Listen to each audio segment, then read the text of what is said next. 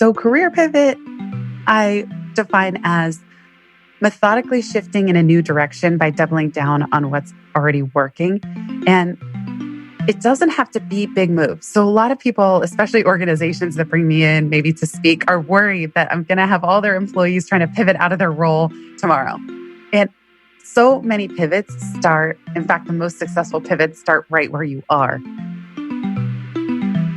That's Jenny Blake, author of the New York Times bestselling book, Pivot.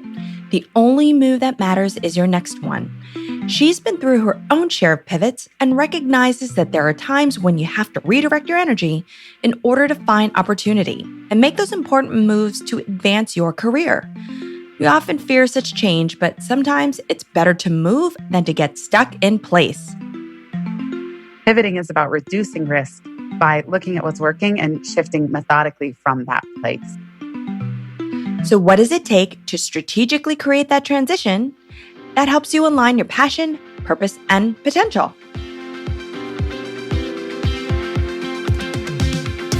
Welcome to Strategic Momentum, the podcourse with actionable tips, inspiring stories, and practical advice from progressive leaders on what it takes to break through business and career inertia and understand the business of work. I'm your host, Connie Steele. It is said that change is the only constant in life, and the past few months have shown that to be true both in business and in our home lives. As we begin season 4, we face a work landscape that has been drastically altered by the coronavirus pandemic. We have had to change how we work on a macro and micro level. And many people have also had to seek new jobs in new industries that change the type of work they perform. In fact, this shift is so prevalent that 2020 has been deemed the year of the pivot by the New York Times. More people than ever are facing the question, what's next? Pre-COVID-19, a pivot used to occur when a worker hit a career plateau of some sort, but pivoting has now become a necessity for countless people. With that in mind, our first podcourse of this season is with Jenny Blake, a career and business strategist, international speaker, and author of the book Pivot, a step-by-step method to help you map what's next. It's a strengths-based approach that emphasizes doubling down on what's already working to shift into a new related direction. She herself has pivoted many times, from studying political science, communications, and computer science at UCLA to becoming the first employee at a political polling startup in Silicon Valley. She later worked at Google, where she spent over 5 years in training and career development as the company skyrocketed from 6,000 to 36,000 employees, while also writing her first book, Life After College. Jenny left Google in 2011 to take her consulting business full-time.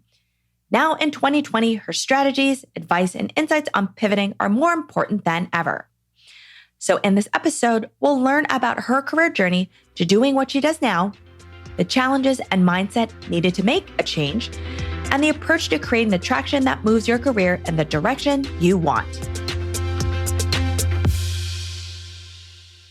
Most of my career felt like fumbling through the dark. And I don't know if you or any of your listeners can relate to that, where for so long, and part of what sparked Pivot, which is my latest book, was just feeling like I was having some kind of crisis every time I hit what I now would call pivot point, and feeling always that the problem was me. So when I was at UCLA going through undergraduate, I actually got the opportunity to work as the first employee at a startup in Palo Alto. And I was so lost and confused during that time. I didn't know what to wear to work, how to show up. I didn't know anything about adulting, as we would now call it. And that led me to start my first website in 2005 called Life After College, trying to help other people feel less lost and alone.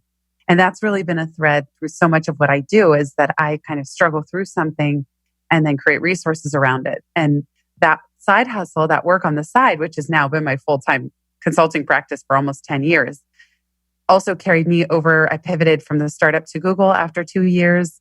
Within Google, when I hit plateaus or pivot points, I often felt that there was something wrong with me, that I must be one of those entitled millennials that the media keeps talking about. Why can't I just be happy, especially at this big fancy brand and dream job? And after 5.5 years at Google in coaching and career development, I pivoted to self-employment, not thinking I was at all cut out for it, but just knowing I would regret if I didn't at least try. My first book, Life After College, was launching based on the blog. And so in 2011, I ended up leaving Google. I moved to New York. And once again, 2 years into self-employment, I had another total existential crisis of wondering what's next. And this time I didn't have a paycheck funding that exploration. So I had to figure it out, or I would have to close my business and or leave New York, neither of which I wanted to do. And solving it in that moment with 2 weeks left to pay the rent and no money in the bank account, that's what sparked Pivot. And really the reason we're here today. The book came out in 2016. I launched the podcast in 2014. And now my focus is really on helping spread the good word and get Pivot into large organizations. And I also work with small heart-based business owners on navigating the crazy ups and downs of solopreneurship. That is an amazing story because I think so many people feel exactly how you do in really all stages of their career, whether they have been just starting out or whether they're mid-career, or whether they're even later stage in their career. There is that feeling of hitting some plateau or something where you're not quite fulfilled and you're not sure what to do. And then there is panic and, that decision to change something, you're not sure what that may be, is incredibly difficult. So to hear your story and what you did and you taking that leap of faith to, create your own business it's just incredible. How do you feel all of those experiences though have shaped the way you approach exactly what you do and how you do it today? Because certainly you've had a ton of pivots and you've had a lot of really interesting ups and downs that folks can relate to. It'd be great for you to share that. There are two big things. One, I learned to stop taking my pivots personally and thinking that there was something wrong with me. Even in terms of leaving Google and launching my own business, I realized that every time I had hit one of those moments, I was so focused on what I didn't want, what I didn't know, what I didn't have, that none of that propelled me forward. It really just sent me reeling into a pit of despair, focusing on what I didn't want. And you and I were having this conversation even before we hit record, that it's common to do that. We know the feeling when we're stuck, when we're at a plateau, when we're bored, disengaged, overwhelmed, or simply working in something that's not our zone of genius, working in like a dread zone where we dread doing the work that's on our plate. And when that's happening, it's easy to stay stuck there and stay focused on all the things we don't want, even as we start attempting to search for what's next. What I found is that it's only by looking at what is working, even if it's just 5 or 10%, and saying, what have I always been good at? What do I enjoy? Even if it's only a small percent of what I do now, what can I double down on to help me shift in a new direction? And the second piece is something we often practiced at Google, which was be scrappy. Don't wait till things are perfect. Launch and iterate was a mantra we had internally there. So in Pivot, in the book, I talk about piloting as being this really crucial way to work into what's next, that ultimately Pivot, there's a 4-stage method that I talk about. It just boils down to, what can I try? The big secret is we're all pivoting more often than not. And the people who are the most agile, and what has helped me stay much more calm than in previous pivots earlier in my career, is knowing that I cannot possibly know the answers. All I can do are line up a few pilots or small experiments at any given time and see which ones start to take on traction of their own. And that helps calm a lot of the fears and the pressure of trying to get it right from the outset. Absolutely. And that whole point of being able to launch and iterate, that really tying to agile development of testing and learning, is something that we've seen quite a bit in the guests that we've interviewed, because it's been really interesting where, we've seen that change has become really constant, whether it's a business environment, products or services we use, but certainly what we've seen in working careers, that is just also something that's been reflected as change there too. And, this desire to align passion and purpose to find fulfillment is something where it seems to trigger a lot of these career pivots. And as you had said in your book, it's just the new normal. Would be interesting is if you could tell us, how would you even define a career today? Because it has changed. And help us define career pivoting. Yeah, that's a great question, because I do say in Pivot that even the word career is obsolete. And the publisher wanted me to make the subtitle, So the book title is Pivot, The Only Move That Matters Is Your Next One. And the publisher wanted it to be Pivot, The Only Career Move That Matters Is Your Next One. And I really fought that. I fought hard not to have the word career in it because I agree. one, it's just kind of stodgy. To me, the word career goes with the word resume. And I saw a meme that a friend shared with me. What is a resume? It's nothing but a list of things you don't want to do anymore. So, oh, wow. I wouldn't have looked at it that way, but that can be very true. Absolutely. Yeah, it's just documentation of your past and what you've moved on from, honestly. So what is a career? I share the metaphor of a smartphone, not a ladder. So first of all, there's no upward climb. It's really about do the apps on your phone, all the different skills, education, experiences, hobbies, side hustles. Those are all your apps. Do they work for you? We don't compare our phone to someone else and say, who has better apps, you or me? It's have I customized the apps on my phone to work for my needs, my lifestyle, how I like to have fun, what I need for productivity.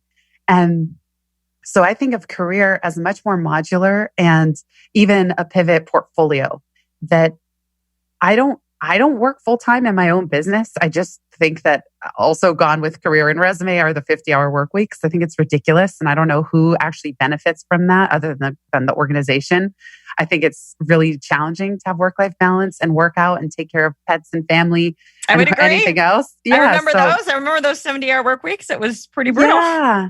So similarly, I don't have any full-time employees on my team, even with a team of about 4 people, because I also assume they're going to have other clients other than me. And I don't even try to say, oh, I'm the only person that you can work with, which would be reasonable in today's marketplace to say that, to have full-time employees. But I just think we're all better off when we have a little diversity, when we have interesting projects on our plate. And the most important thing is, in terms of career, are you learning and growing and making an impact? And of course, I believe that can also be done with a sense of financial ease and abundance and not burning out. So for me, career is really, what are the work, passions, purpose, and activities that you're doing that bring you joy, that allow you to feel like you're contributing positively, and that will evolve as you do. Now, a lot of what I just said is a privilege. There are many people who are working minimum wage jobs, stacking 3 of them together just to pay the bills. So I also want to acknowledge that just having a career and having the choice and working on things we're passionate about that have purpose and impact is already a great privilege. Absolutely. So tell us too about defining that career pivot. So career pivot, I define as methodically shifting in a new direction by doubling down on what's already working. And it doesn't have to be big moves. So a lot of people, especially organizations that bring me in maybe to speak, are worried that I'm going to have all their employees trying to pivot out of their role tomorrow. And so many pivots start, in fact, the most successful pivots start right where you are. So you can pivot within the role that you have, within your own business, within, if you're self-employed, how you structure your client engagements. If you're in a role, you can take on interesting stretch projects or join sort of cross-functional groups. There's so much that can be done outside of the limitations of a role. Especially, roles are just a way that companies hire us. We all know that our job scope changes so much from one day to the next as the organization grows and the market changes. So career pivot is just saying, I'm ready for something new. I'm ready to grow in a new direction. But the methodical piece and doubling down on what's working means you're also not starting from scratch. So it's less of a big leap or blind faith, go all in on a new direction with absolutely no data and no experience in that direction. Those are the riskiest. Pivoting is about reducing risk by looking at what's working and shifting methodically from that place.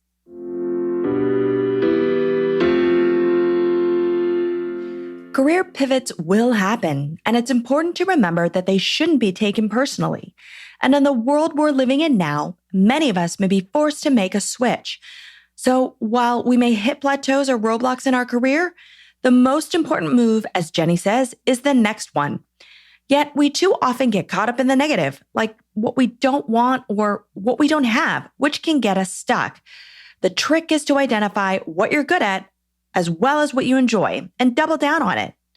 The most successful pivot starts where you are, or where you've been in order to develop the foundational understanding of what's been working. You won't know all the answers, and it's important to be agile while you're testing and learning to see what sticks. A pivot doesn't need to be a scary and drastic move, but rather a small, gradual change that is less risky as a result. For those who are proactively desiring a shift towards growth and impact, Jenny's got a term for it: impactors. One of the things that you talk a lot about were those people who are searching for that sort of shift so they can grow and have impact are impactors. You've coined that term and it really resonated with me. It'd be so wonderful for you to tell us more about these kind of folks and their profile. Because again, as soon as you define that in the book, I'm like, oh my God, that reflects me and a lot of other people that I know. Yeah, I was so happy that resonated with you. I realized that, we have the term high net worth. These are individuals in society who have accumulated a lot of financial resources. And for so many of us, money is important, absolutely, especially past a certain baseline, but it's not everything. So as you mentioned, I wrote this book for people I call high net growth.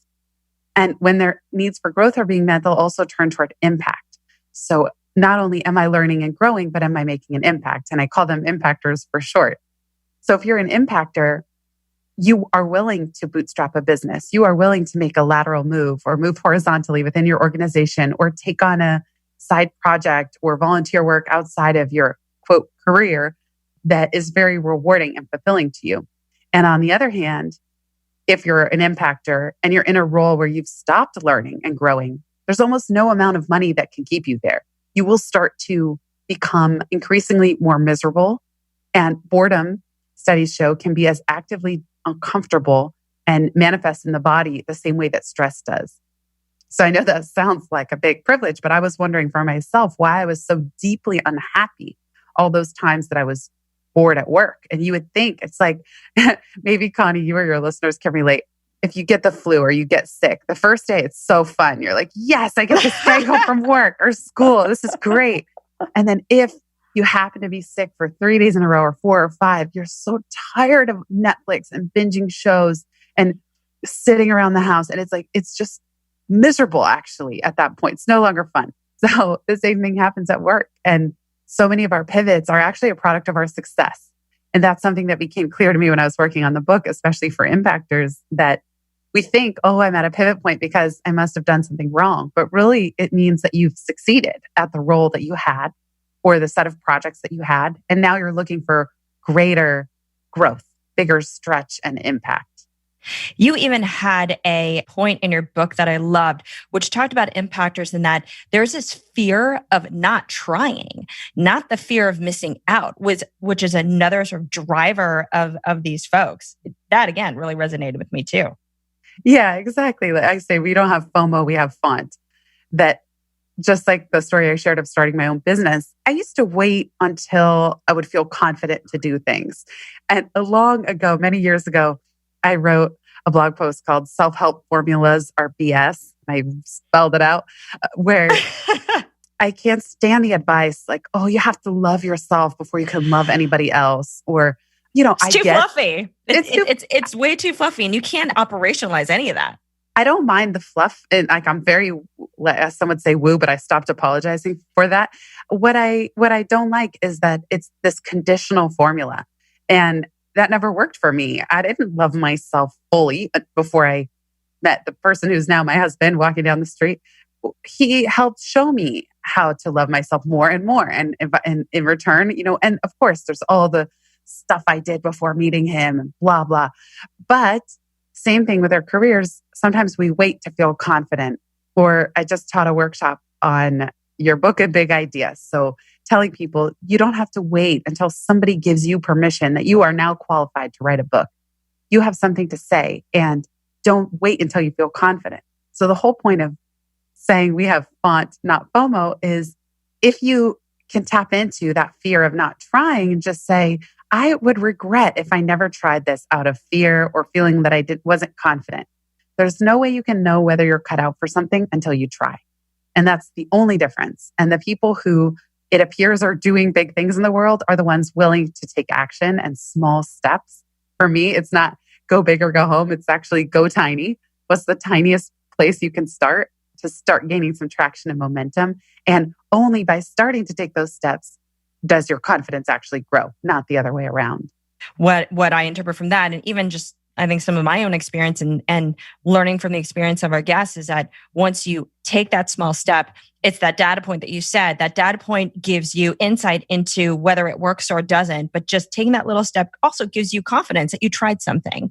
And so that builds over time. And that creates ultimately that momentum, that flywheel effect where I did it, it worked, or it didn't work, but I did it. And then I have the confidence to do it again. At the end of the day, what you're trying to do is prevent yourself from negotiating against yourself, which I know many of us commonly do when it's scary. Right. And it's funny you mentioned that because someone called me out on negotiating with myself just the other day in a contract negotiation.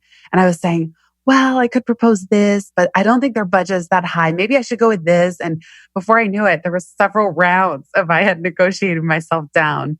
And it's just interesting to notice how we do that. And I also share in Pivot, we all have 4 zones on what I would call the riskometer: your stagnation zone, your comfort zone, your stretch zone, and your panic zone. And whether it's next moves, networking, pricing, the goal is to find some next step that's in your stretch zone, not your panic zone. It can't be so high that it feels inauthentic, or you're reaching out to someone where you just don't even, or you're so panicked about next steps, you don't do anything at all. Stretch is where we're aiming, where we feel it's edgy and exciting, and yet we are challenging ourselves out of the comfort zone. And certainly stagnation zone is where your body might start to give you signals. Like weird things will start happening in your life and physically that manifest that say, listen up, buddy. Like it's time to make a change. And if you don't listen, I'm going to keep smacking you upside the head with my friend calls the cosmic 2x4.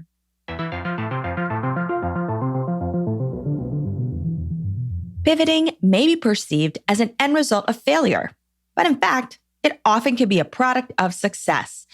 You're looking to stretch and challenge yourself in a different way to grow.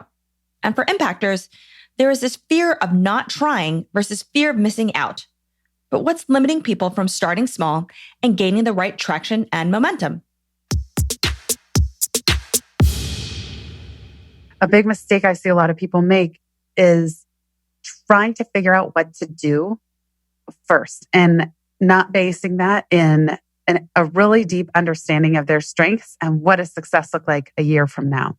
So the first part of the whole process is actually looking at what's working, what are your strengths, when are you most in the zone, when are you your best at work, what energizes you most, and no matter what you end up doing or how you get there, what does success look like a year from now? How much do you want to be earning? Who do you want to be surrounded by? What kind of projects would you love to be working on? How do you want to learn and grow? What kind of impact do you want to make? And it's only when you have an understanding of these 2 points, think about mapping something in Google Maps. You are here and you generally want to end up there. Then we can look for options of different routes or modes of transportation. And that's the second phase, scanning. So only once you have an understanding of your strengths and success 1 year from now, because who on earth can know farther out than that, then you can look at related people skills and projects. And that scanning is what then takes you into pilot, the third stage about lining up small experiments. So just the other day, somebody told me, I'm thinking of going to seminary school, which I did for a semester and a half. And I told her, ask them if you can go sit in on a class. That's it. Like before she even applies, she could just go sit in and observe a class. And I call that put yourself in the path of pivot. You just put yourself there, put yourself in the room, let yourself get a feeling. Do you get a feeling in your body while you're there of like, oh my God, this is amazing. I can't wait to come back. Who do you meet? What are those interactions like? It's a kind of putting yourself in the path of serendipity as well before you worry about trying to solve everything up front. To me, that's definitely taking the approach of kind of a big bang, that if folks have this feeling that something isn't working, that they should immediately know, or they feel guilty that they don't know what is the thing that they want to pursue. Because I feel like at least traditionally, it's been this need to define it very, very clearly so you could tell people on how they can help you. But the reality is that many people really don't know. They're all trying to align the various things that they've done from a skill set and passion perspective into essentially, I think, a mashup of sorts, which is hard to define.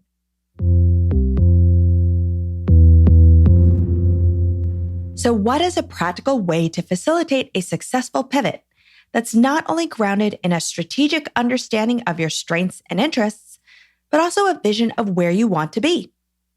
There are 4 stages that are involved in Jenny's pivot method: plant, scan, pilot, and launch. The goal of the plant stage is grounding so that you're not aimlessly searching or building from scratch. In the scan stage, it's about exploring options, people, skills, opportunities to help you get to where you want to go. When you get to pilot, you're testing and learning through small experiments that you run. Launch is where one of those pilots is take it to the next level and going all in. Let's hear more from Jenny on how to build that foundation of what's working and where you want to end up in this plant stage. So again, in terms of thinking in a different way, so many of us think, oh, I'm stuck. And the first thing we do is say, what's out there? So if you're stuck and you're working at an organization, you're hitting a plateau, you go, let me go check the internal jobs board, poke around a little bit. Well, you've skipped over so much of that creative thinking and that thinking that's grounded in who you are. And let's say if you're self-employed, it's like, oh, I'm hitting a plateau. What's out there? What other revenue streams or advertising? It's not really grounded in a vision or those strengths. So one of the exercises is the mind map. So mind mapping is just a way to non-linearly brainstorm anything from your values. I used to do a mind map for each year, calendar year. Instead of setting resolutions, I would just put the year in the middle and think about different categories of my life and things I wanted to do or achieve. I mean, I don't really attach too much to achievements or specific things. I don't find that motivating for me, but I do find it helpful to explore broadly and then narrow down themes. So whether you're mind mapping your values, your year ahead, a new direction, a business that you're thinking of starting, a book you want to outline, it is a really great way to just try to fill the page. And when I'm facilitating in person, I always tell people, do not lift your pen from the page. And if you do, and you think you're done, that just means you've gotten your most obvious ideas down. So keep going, because that's where the real ahas are going to happen as soon as you think you're done and you put your pen back to the page and try to go for another 10, 15 minutes. I totally agree that just being able to put everything down on paper versus what you were saying is that folks are looking for something that currently exists out there to define what that next step or really that ideal vision could be, rather than coming from, a holistic place of what makes you happy and whole and can leverage your strengths. Doing that mind map really helps you define that, and it uncovers things that you wouldn't have necessarily tied together, is what I found, is that by putting everything down, you start to see these relationships that have probably always been in there and latent in you, but because of your current role or the positions that are out there, which are trying to box you in very narrowly, you're not able to connect those dots, and not able to see things that are outside of the norm. And I know one of the other things you had mentioned is doing that 1-year vision statement, how you said it's really hard for people to even know past a year. But traditionally, I think a lot of people felt that they had to know what their 3-year, 5-year plan was, because that's some of the things that folks had been asked as interview questions is, well, where do you want to be 3 to 5 years from now? Right. That seems quite irrelevant at this stage, at least in the way work is going. Oh yeah. I felt the same way that sometimes we all know that classic job interview question, where do you see yourself in 5 years?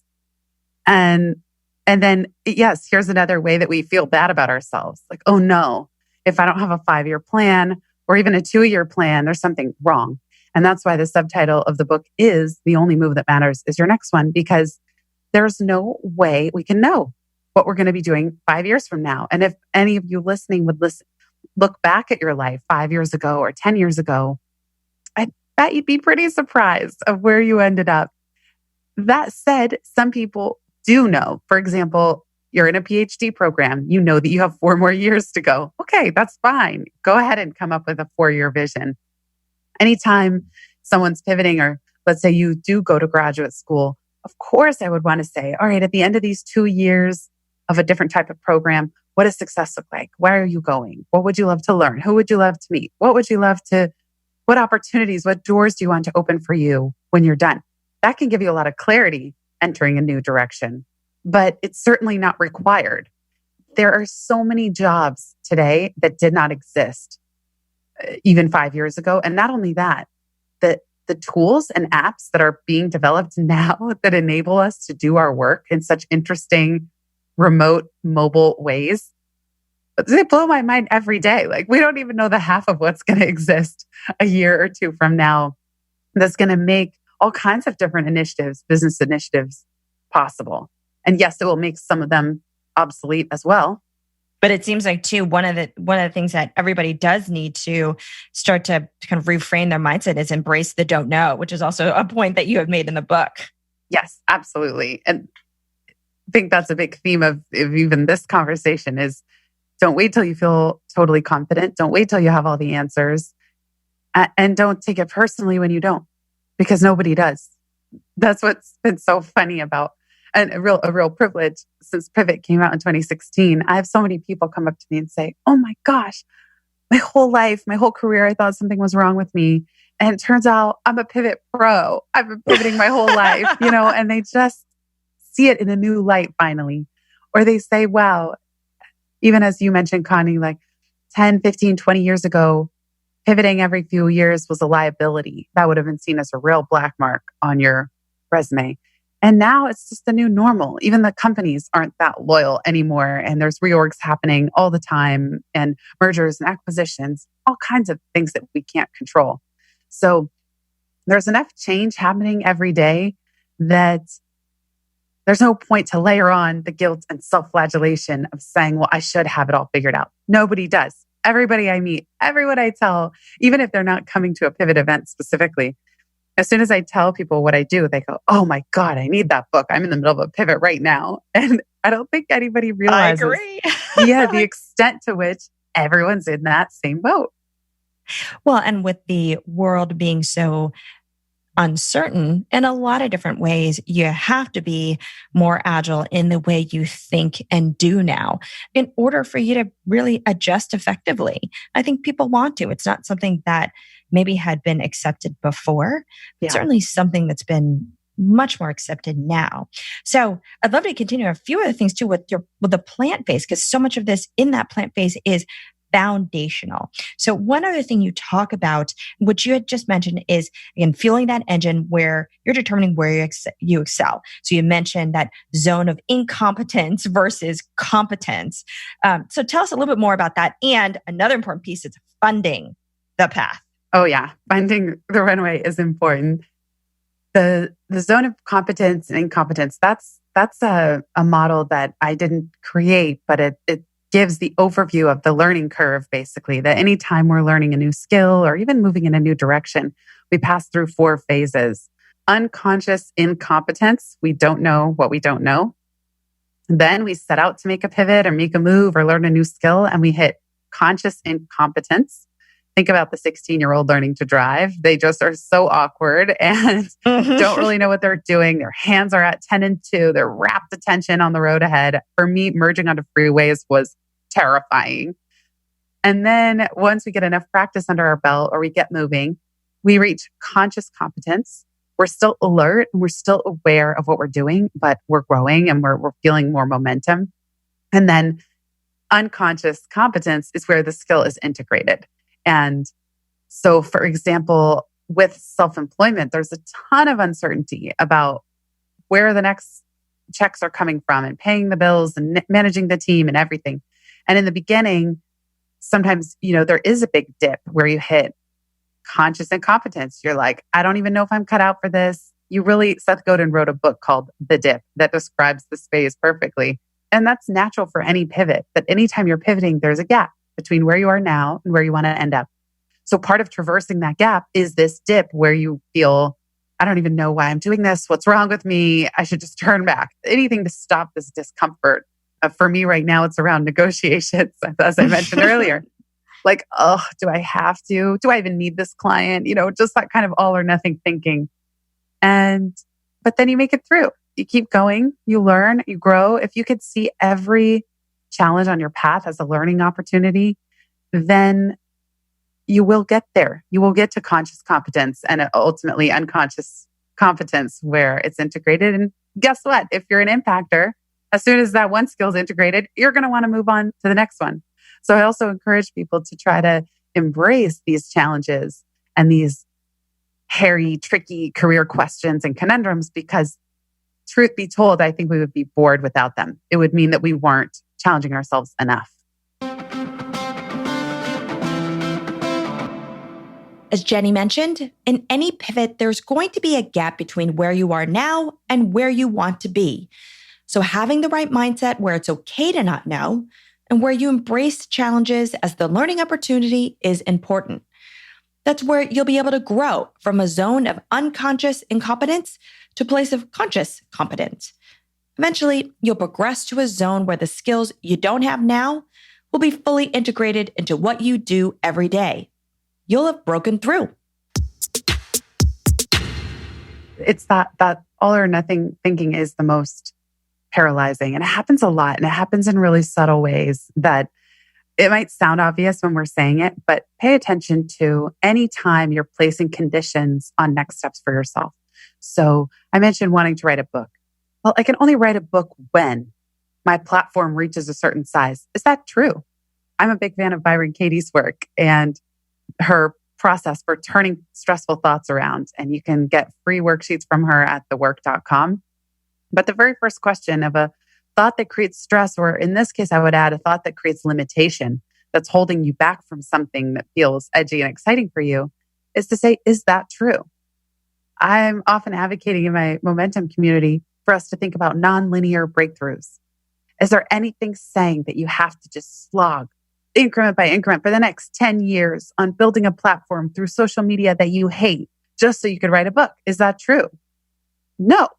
It's true that many publishers will want you to have a platform, but could you start writing now without that? Yes. Could you self-publish? Yes.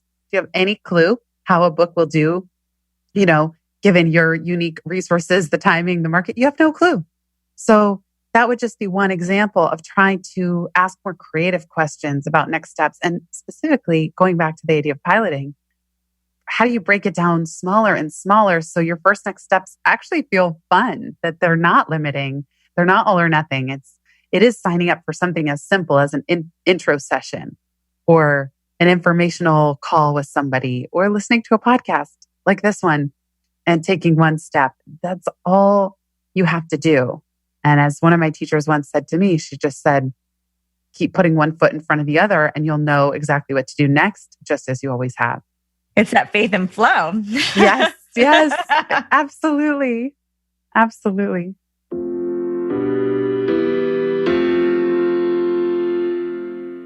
The next stage is the scan stage, which is about building a framework to bridge where you are now and generally where you want to be. It's structured exploration, like doing research around what you may want to do and identifying ways around how to fill those gaps of knowledge and skills.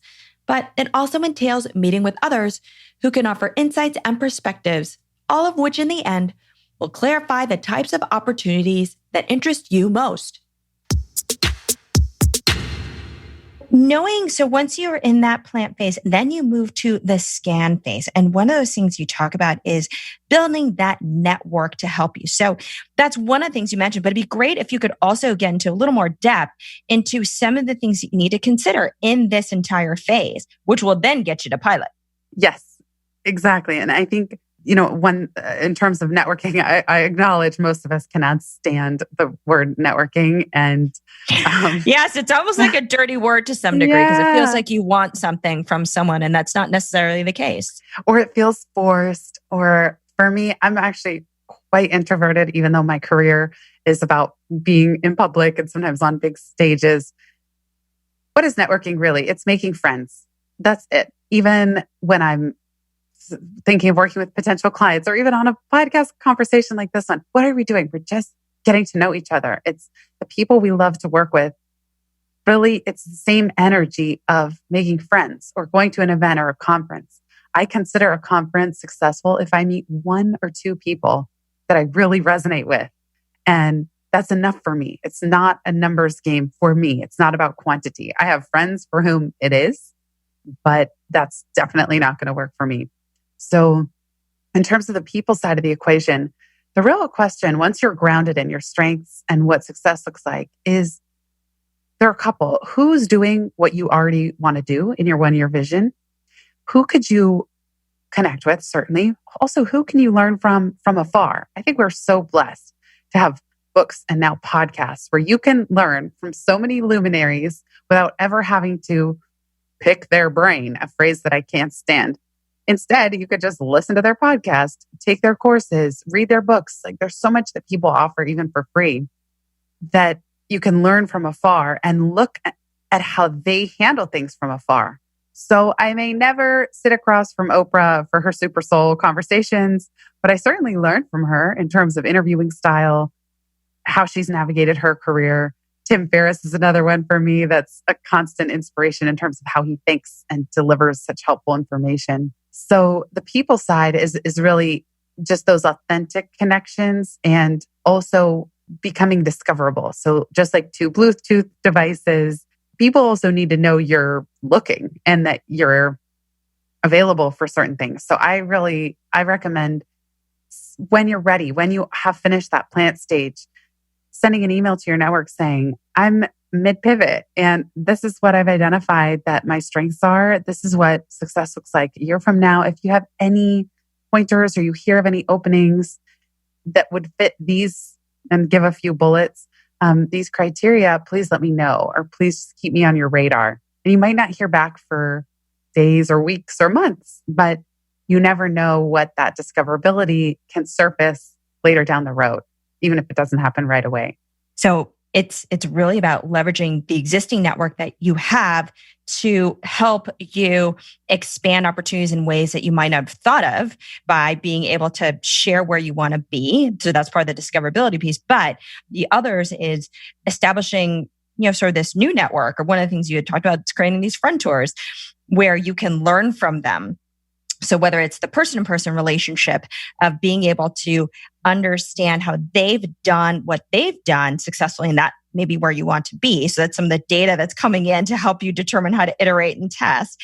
But the other piece is then even having much broader sort of comprehensive source of information to learn from. So at the end of the day, you're really building together this sort of information library for yourself on how to determine what's the best way to pilot in a really small fashion. And then when you go to that next stage, you talk about being scrappy and doing those incremental experiments. That's all based on those two previous phases, which really ground you very well. Yeah, I love the friend tour notion as well, because for me, my favorite people are the ones where I can talk about work and life and relationships and all of it together. And particularly people who are willing to be open and transparent.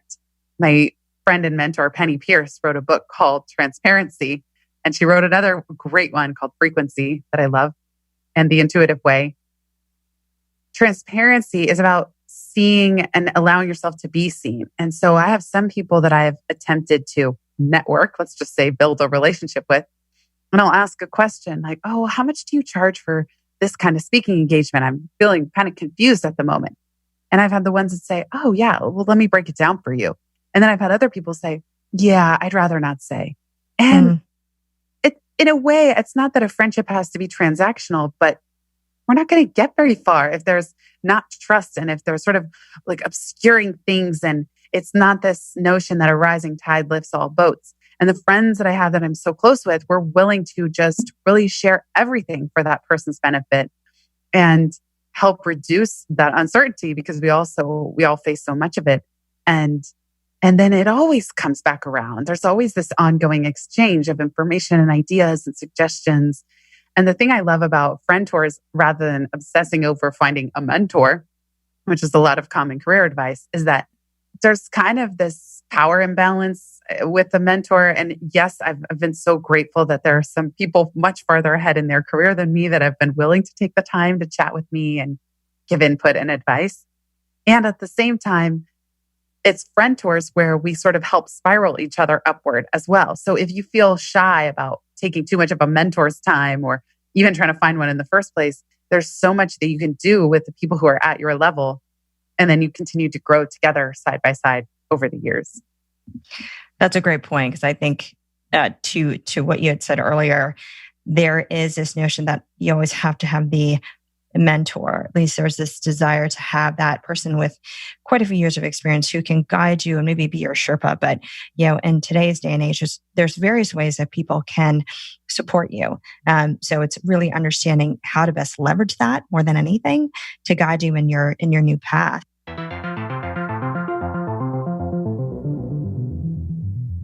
The scan phase is one of exploration. It's a time to find ways to bridge the gap between the knowledge, skills, and experiences you need to make the eventual transition. Part of this important phase is building that network of people who can help you get there.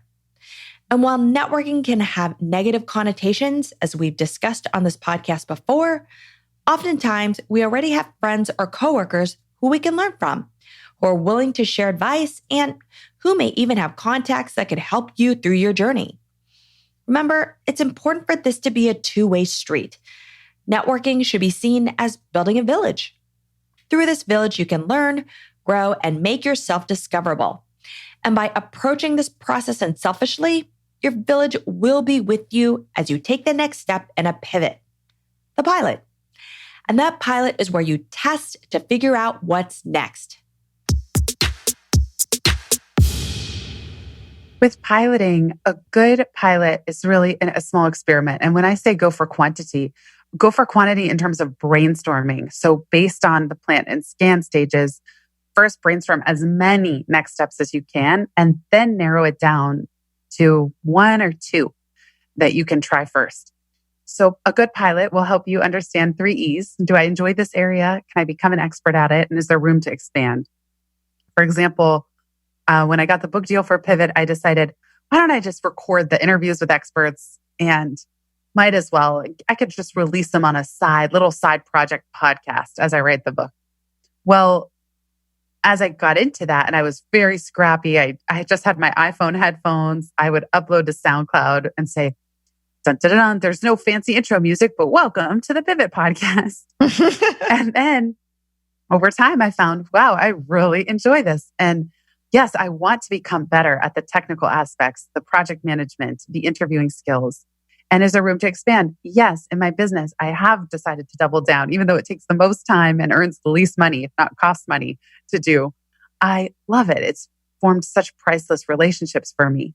So that's an example of a pilot that very organically took on momentum of its own and answered those 3 E's.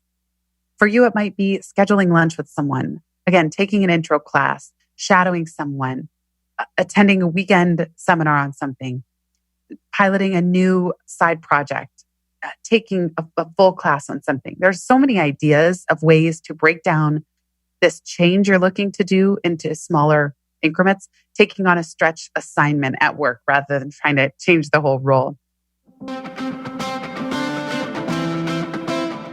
During the pilot stage, you're testing those ideas you believe can help you get to your vision and doing it in a scrappy way. You're taking smart risks, not big bets, to eventually inform bigger decisions on what's next. And a good pilot will help you understand those 3 E's Jenny mentioned. Do I enjoy this area? Can I become an expert at it? And is there room to expand? The final stage is launch. It's where you make the decision to commit to one of your experiments and go all in. It essentially completes your pivot. The launch is maybe one of your pilots actually does start taking off. So there's now, I've realized, 2 forms of launching. And this is only after the book came out. There's the big L launch where you go all in on a new direction. And then there's the little L launch, which is just as a result of working through the first 3 stages, plant, scan, pilot. What's one little thing that you can do next? I also had someone point out to me that sometimes a launch is saying no. Sometimes a launch is realizing, oh, I've run my pilots and I don't want to pivot to the nonprofit sector, for example, and the person who gave me this input, this perspective. And so that's really important too. I started at seminary school on the side of running my business for a semester and a half. And then there came a point my business started really taking off at the beginning of 2019. And I just realized I can't do both anymore. So I put that pilot on pause. And my launch was actually saying, okay, I'm going on leave now from school. Whereas 6 months prior, the launch was, and I'm starting seminary school here in New York City. So it's always shifting and evolving. And so, yeah, that's new since the book came out. So sometimes the launch is clarity on a no as much as it is going all in on a new direction. That's great insight. I love that point. And I think it's really good insight for people to have, because I think when you're not able to do something, when you've set a goal to do something, by not doing it, it's not necessarily a negative. You've just gathered data to better understand that right now, or maybe in the future, it's not the best thing to do at that point in time, but it shouldn't always be considered as a negative. So how long should a pivot take? The $1 million question. It really depends what the pivot is. There's no way to say. I think I was telling you before I hit record how much I love the title of your podcast, Connie, Strategic Momentum. I believe the big secret to pivoting is that we're always pivoting. And therefore, how long does a pivot take? It takes until you feel a sense of momentum and traction, and that you feel you are moving forward. There's a feeling of, when I say momentum, I mean like wind in your hair. You are moving forward. You're feeling good. And that might be one very simple thing that you unlock, like launching your own podcast. I just spoke with someone who works at LinkedIn full time, but she started a podcast within LinkedIn for LinkedIn called In the Arena. So maybe something like that just completely re-energizes you, and it happens within a month. Maybe your pilot or your pivot is going to take longer. If you are somebody that's pivoting from one full-time job to the next, I have seen it take up to 8 months for certain clients, if not more. There's no way to know. I've also had for some people, they hit a plateau and they get pivoted. Like the organization reorgs or a recruiter calls them from outside just in the perfect timing, and it takes 2 months. So I would never want to set a fixed notion of timing. I would have anyone who is mid-pivot and getting a little impatient say, just like, how can I define success and what's my ideal timing? So rather than just focusing on the fears around pivoting, focus on what's ideal. So paint that picture of what success looks like and what's ideal in terms of your timing and your pivot. And we talked not too much earlier, but about your financial runway, how much time you have until you have to figure out a plan B, financially speaking. And then that way you're not just focused on what you don't want. Again, even in the context of the pivot process, you're actually focused on what you want to create. And then it's more likely to unfold that way. And I know that ties to also sort of your philosophy around very specific goals. Because I know in your book, you don't necessarily believe in those very specific goals, because sometimes they can kind of create sort of that narrow view. So can you quickly share why? I find SMART goals stifling. Just the whole SMART framework. I find it boring. Let's chuck it into the category with the word resume and career. I just find that goals that are too specific create a sense of attachment and limitation. In the past, my early 20s, I got really energized by setting these very specific 1-year goals and visions for manifestation. So if that's something that energizes you and you're somebody that really loves numerical targets and date-based goals, go for it. If you're somebody that likes a little more on sort of surrender and serendipity like I do, you don't have to have these specific targets. And by the way, then you're less disappointed of what you do by when and exactly how it works out.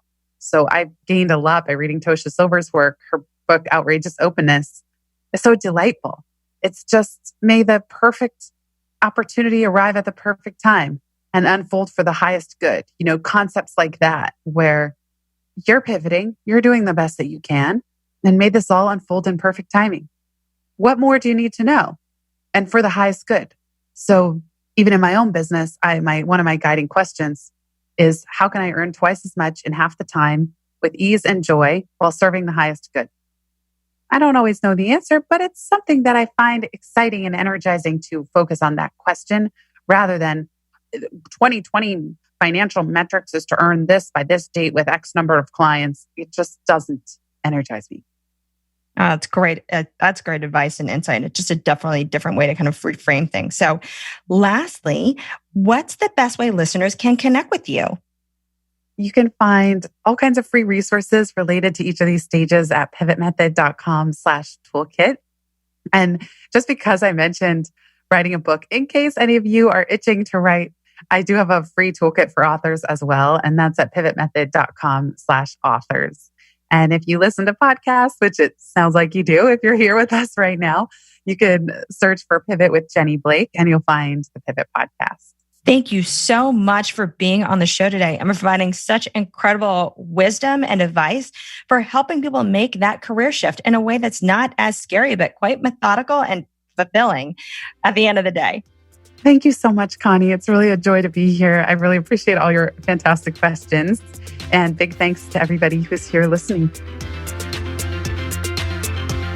With having to go through an immediate work and life change to adjust to this new normal, the natural question for a lot of us is, what's next? And how to move forward on a broader scale, in addition to our career. Having been through my own set of pivots, I know how unnerving it could be, and fear often can get in the way of facilitating that transition because there is so much unknown, particularly now more than ever. But as Jenny relayed, you can reduce risk and shift methodically to get to where you want to be. The path isn't linear, and it's going to require you to get out of your comfort zone. But realize that in the end, you will be creating a roadmap that helps you get to your North Star based on seeing what sticks. Plus, you'll be building some great skills, experiences, and relationships along the way, which in turn will help you in future pivots you may choose to take. Thanks for listening to the Strategic Momentum Podcast. To learn more about Jenny and the Pivot Method, visit pivotmethod.com, where you can find advice, the Pivot Toolkit, and Jenny's Pivot Podcast. If you've liked what you heard, please share this podcast with friends and colleagues. To get show notes, links, and more tips and advice from this episode, you can visit us at strategicmomentum.co. There, you can contribute your own tips and help add to the great work and career advice we've collected over the years. Don't forget to follow Strategic Momentum on Facebook, Twitter, LinkedIn, Pinterest, and Instagram. You can also join the Facebook community by searching Strategic Momentum in groups. I'm Connie Steele, and you've been listening to the Strategic Momentum Podcast.